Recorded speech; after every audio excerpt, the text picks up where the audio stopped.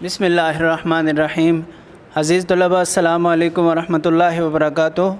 عزیز طلباء، آج ہمارا سبق نمبر 48 ہے۔ جماعت دام اردو کی نظم میدان کربلا میں گرمی کی شدت کی مشق ہم انشاءاللہ کریں گے، اور چونکہ وقت ذرا مختصر ہے اس لیے آپ سے توجہ کی درخواست ہے۔ مشق کے سوال نمبر 1 کا الف ہے کہ میر انیس نے پہلے بند میں زبان کو کس چیز سے تشبیہ دی؟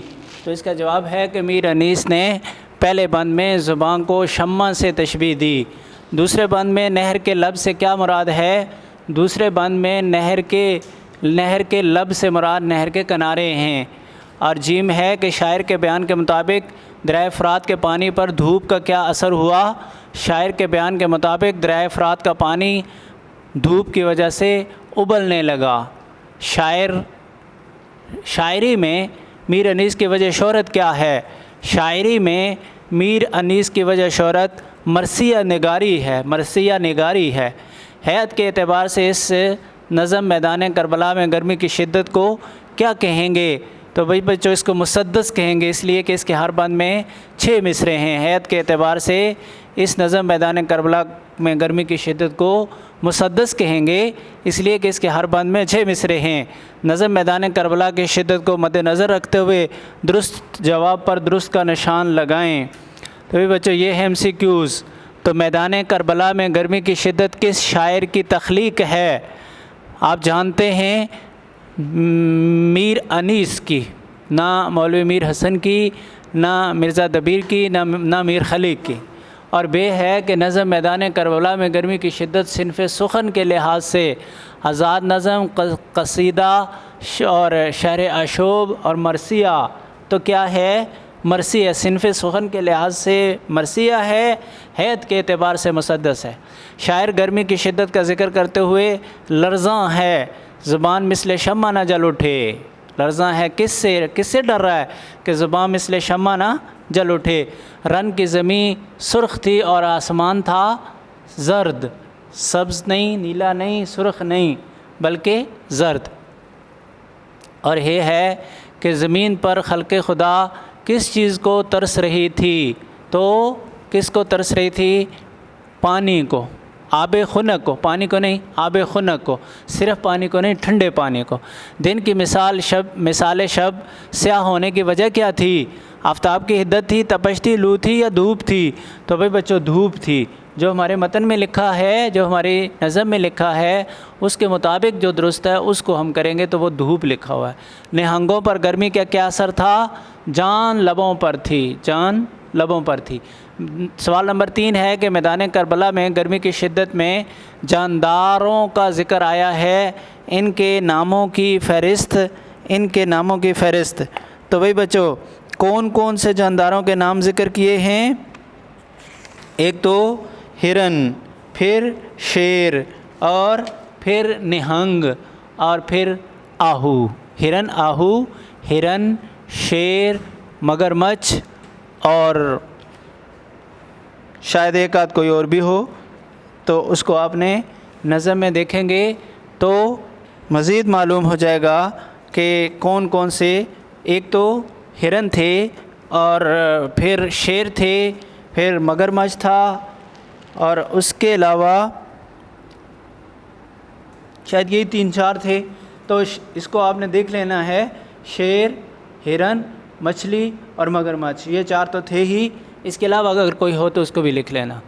اچھا، اس کے علاوہ ہے درج ذیل الفاظ کے مترادف لکھیے۔ آفتاب کا مترادف آفتاب، سورج، مسکن ٹھکانہ، شجر درخت، آہو ہرن، گرداب پانی کا بگولا، ماہی مچھلی۔ نظم کے آخری بند کی تشریح کیجیے۔ ہم نے سب بندوں کی کر دی۔ نمبر 6 ہے قوسین میں دیے گئے الفاظ سے درست لفظ منتخب کر کے لکھیں۔ پتھر پگھل کر ڈیش ہو گئے تھے، راکھ ہو گئے تھے، خاک ہو گئے تھے یا موم ہو گئے تھے؟ موم ہو گئے تھے۔ مسدس کا ہر بند ڈیش مصروں پر مشتمل ہوتا ہے، 6 مصروں پر مشتمل ہوتا ہے حیت کے اعتبار سے۔ گرمی کی شدت سے پتوں کا رنگ زرد، سیاہ، سرخ، زرد ہو گیا۔ شاعر نے درخت کے جلنے کو کوئلے، لکڑی یا چنار سے تشبیہ دی، ڈیش سے سورج کا چہرہ دھندلا گیا تھا، غبار سے سورج کا چہرہ دھندلا گیا تھا۔ مندرجہ ذیل الفاظ اور تراکیب کو جملوں میں اس طرح استعمال کریں کہ مفہوم واضح ہو جائے۔ بھائی بچوں معنی میں بتا دیتا ہوں اور ان کو خود آپ نے جملوں میں استعمال کرنا ہے، یہ آپ کا ہوم ورک ہے۔ مثل شمع کی طرح، الاماں اللہ امن دے، تاب و تب گرمی، نشیب و فراز اونچ نیچ، چشمہ حیات آب حیات، برگ و بار کونپلیں اور پھل، مدقوق ٹی بی والا شخص، مضطرب پریشان، شرش فشاں چنگاریاں اڑانے والا، مقدر خاک آلود، سرگرمیاں کام۔ اس کے بعد بھائی بچوں بتا رہے ہیں کہ استعارہ کیا ہوتا ہے۔ استعارہ کے لفظی معنی ادھار لینا کے ہے۔ علم بیان کی اصطلاح میں جب ہم کسی چیز کے معنی مستعار لے کر دوسری چیز کے لیے استعمال کرتے ہیں تو اسے استعارہ کہتے ہیں۔ جیسے دیکھو ماں نے کہا میرا چاند سکول سے آ گیا، اب چاند کا لفظ اس کا حقیقی معنی کیا ہے؟ وہ سیارہ جو ہمیں نظر آتا ہے، اور اس کا مجازی معنی غیر حقیقی معنی مراد لیا اور وہ تھا بیٹا۔ میں نے کہا میرا بیٹا رستم ہے، میں نے کہا میرا بیٹا باپ نے کہا میرا بیٹا رستم ہے، یعنی رستم کہا کس کو؟ بیٹے کو۔ اور کس وجہ سے؟ یعنی جس طرح رستم پہلوان تھا اس طرح میرا بیٹا بھی پہلوان ہے۔ تو یہ یعنی رستم کا اصل معنی وہ پہلوان تھا اور اس کا مجازی معنی بیٹا مراد لیا۔ کس شعر کی آمد ہے کہ رن کانپ رہا ہے؟ ان جملوں میں بچے کو چاند، بیٹے کو رستم اور بہادر انسان کو شیر کہا گیا، یعنی چاند، رستم اور شیر کے الفاظ مستعار لے کر بچے، بیٹے اور بہادر انسان کے لیے استعمال کر لیے۔ اسے استعارہ کہتے ہیں، یعنی یہ کام استعارہ کہلاتا ہے کہ ایک لفظ کو اس کے اصل معنی اس سے مراد نہ لیے جائیں، دوسرے معنی مراد لے لیے جائیں۔ ارکان استعارہ، جس طرح تشبیہ کے ارکان تھے اسی طرح استعارہ کے بھی ارکان ہوتے ہیں۔ مستعار لہو، جس کے لیے لفظ مستعار لیا گیا۔ اوپر کی مثالوں میں بچہ، بیٹا، بہادر انسان، شاعر کا اشارہ حضرت عباس ابن علی کی طرف ہے، شعر، یہ مستعار لہو ہیں۔ اور مستعار من ہو، جس سے لفظ ادھار لیا گیا، یہاں چاند، رستم اور شیر مستعار من ہو ہیں، وہ اصل چاند اور اصل رستم اور اصل شیر۔ وجہ جامع، مستعار لہو مستعار من ہو کے مابین مشترک صفت کی وجہ جامع کہلا، یعنی وہ جس کو ہم نے وجہ شبہ کہا تھا نا تشبیہ میں، اسی کو ہم یہاں وجہ جامع کہیں گے۔ اوپر کی مثالوں میں خوبصورتی، بہادری وجہ جامع ہیں۔ مستعار لہو اور مستعار من ہو میں تشبیہ کا تعلق ہوتا ہے، یعنی آپ یہ کہہ سکتے ہیں کہ استعارہ کے مستعار لہو اور مستعار من ہو میں تشبیہ کا تعلق ہوتا ہے۔ استعارے میں مستعار لہو حقیقی نہیں بلکہ مجازی معنی دیتا ہے۔ آپ کسی ایک نظم سے استعارے تلاش کر کے لکھیے۔ اس کے بعد ہے مجاز مرسل۔ اگر کسی لفظ کو حقیقی کے بجائے مجازی یعنی غیر حقیقی معنوں میں استعمال کیا جائے اور دونوں میں تشبیہ کے علاوہ کوئی تعلق ہو، مجاز مرسل کہلاتا ہے۔ اگر تشبیہ کا تعلق ہو تو استعارہ کہلاتا ہے، تشبیہ کے علاوہ کوئی تعلق ہو تو مجاز مرسل کہلاتا ہے۔ اور یہ جو تشبیہ کے علاوہ کا تعلق ہے نا، ان میں سے کچھ تعلق بتا رہے ہیں۔ الف ہے، انسان کی زندگی 4 دن کی ہے، اس میں جز بول کر کل مراد لیا، یعنی زندگی 4 دن کی تو نہیں ہوتی، زندگی تو 10 20 30 40 50 100 سال کی ہوتی ہے، لیکن 4 دن اس کا ایک جز بول کر ساری زندگی مراد لے لی۔ اور بے ہے کہ حکیم صاحب نے نبض پر ہاتھ رکھ کر مرض کی تشخیص کی، یہاں کل بول کر جز مراد لیا۔ ہاتھ رکھ کر، ہاتھ پورا نہیں آتا، نبض پر اس سے 2 انگلیاں آتی ہیں، تو مراد 2 انگلیاں ہی ہیں، وہی جو نبض پر تھیں، لیکن کہا ہاتھ، کل بول کر جز مراد لیا۔ برسے گا آج خوب دھواندار ابر ہے، بادل برسے گا، یہاں سبب بول کر مسبب مراد لیا، یعنی برستا تو پانی ہے، بارش برستی ہے، بادل تو برستے نہیں ہیں، بادل برسنے کا سبب ہوتے ہیں، لیکن سبب بول کر مسبب پانی مراد لے لیا، بارش مراد لے لی۔ مجھے کہنا ہے کچھ اپنی زبان میں، یہاں اعلیٰ زبان بول کر وہ چیز یعنی بولی مراد لی جس کے لیے یہ آلہ بنایا گیا ہے، تو آلہ بول کر اس کا جو رد عمل ہوتا ہے یا آلے کا جو کام ہوتا ہے وہ مراد لے لینا ہے، تو یہ بھی ایک تعلق ہے۔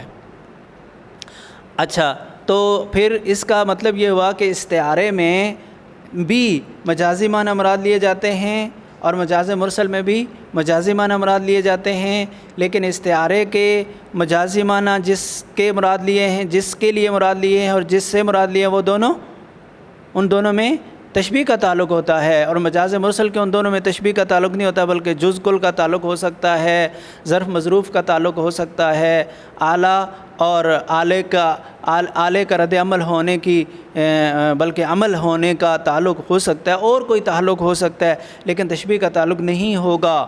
جیسے ہی تشبیہ کا تعلق ظاہر ہو گیا دونوں میں تو بھائی وہ استعارہ بن جائے گا۔ تو اس سے پہلے ہم نے ایک تو پڑھا مجاز مرسل، ایک پڑھا استعارہ، اور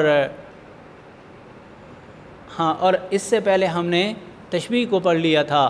اب تشبیہ، استعارہ اور مجاز مرسل، یہ تینوں کو ہم انشاءاللہ اپنے مقام پر تلاش کریں گے کہ یہ تینوں کس طرح ہماری نظم میں ذکر کیے ہوئے ہیں، اور اکثر نظموں میں ان تینوں کا ذکر ہوتا ہے۔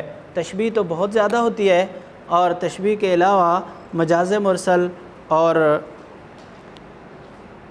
استعارہ بھی استعمال ہوتا ہے۔ اچھا، سوال نمبر 10 ہے کہ نظم کو غور سے پڑھیں اور ہر بند کے قافیے لکھیں۔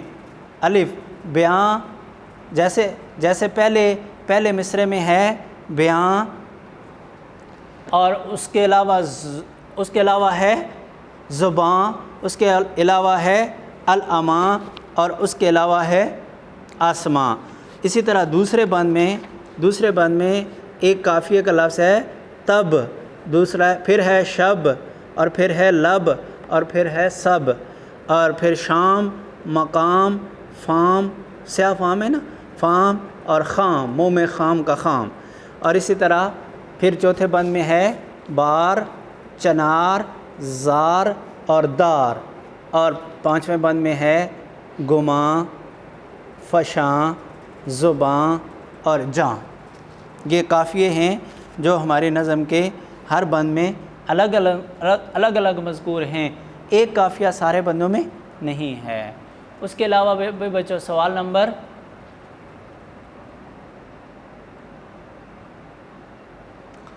9 اور 10، سوال نمبر 9 اور سوال نمبر 10،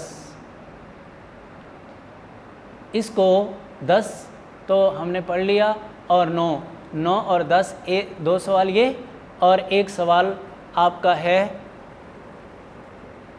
جملے بنانے والا، یہ آپ کا ہوم ورک ہے، اور 9 اور 8، سوال نمبر 9 کو ذرا پھر پڑھ لیجئے۔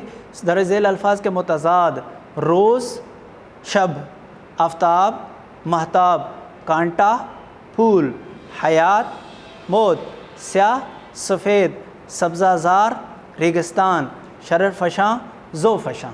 اور سوال نمبر 8 جو ہے، جو ابھی ہم نے چھوڑا ہوا تھا، اس کو اس نظم میں سے تشبیہ و استعارہ اور مجاز مرسل الگ الگ کر کے لکھیے۔ تشبیہ، استعارہ اور مجاز مرسل، تینوں، دو ہم نے پڑھے اور تیسرا ہم نے پہلے پڑھ لیا ہوا تھا۔ اس میں سے ہم نے تشبیہ دیکھنا ہے کہ کس شعر میں تشبیہات استعمال ہوئی ہیں، کہاں مجاز مرسل ہے اور کہاں کنایہ ہے۔ تشبیہ کے لیے مثل شمع، ایک تو انہوں نے کہا ہے کہ ڈر ہے کہ مثل شمع نہ جلنے لگے زباں کالا۔ اچھا، تو یہ جو مثل شمع ہے، زبان کو شمع سے تشبیہ دی، یہ تشبیہ کی مثال، اور کالا تھا رنگ دھوپ سے دن کا مثال شب، اسی طرح دن کا رنگ کالا تھا دھوپ کی وجہ سے جس طرح رات کا ہوتا ہے، تو یہ بھی تشبیہ کی مثال ہے۔ اچھا، اس کے علاوہ ایک انہوں نے یہ دیا ہوا ہے کہ خیمے جو تھے حبابوں کے تپتے تھے سب کے سب، پتھر پگھل کے رہ گئے تھے مثل موم خام۔ یہ جو پتھروں کو تشبیہ دی موم خام کے ساتھ، موم خام کے ساتھ۔ اچھا بھائی بچو، اور پھر اس کے بعد پتے بھی مثل چہرہ مدقوق کے زرد تھے، چہرہ مدقوق کے ساتھ پتوں کو، درخت کے پتوں کو تشبیہ دی۔ اس کے بعد استعارہ، نہر علقمہ کے لب سوکھ گئے، نہر علقمہ کے لب سے مراد کنارے ہیں، تو یہ لفظ استعارہ لیا۔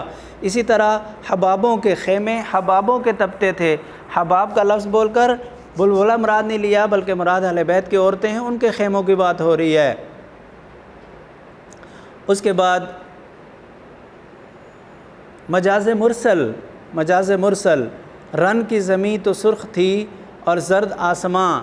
تو بھائی بچوں ساری زمین سرخ نہیں تھی، زمین کا کچھ حصہ سرخ تھا اور کل بول کر جز مراد لے لیا. اسی طرح آسمان بھی کل بول کر جز مراد لیا کیونکہ سارا زرد نہیں ہوا تھا. اور اس کے بعد ہوا سے آگ برستی تھی خاک پر، خاک کل بول کر جز مراد لے لیا.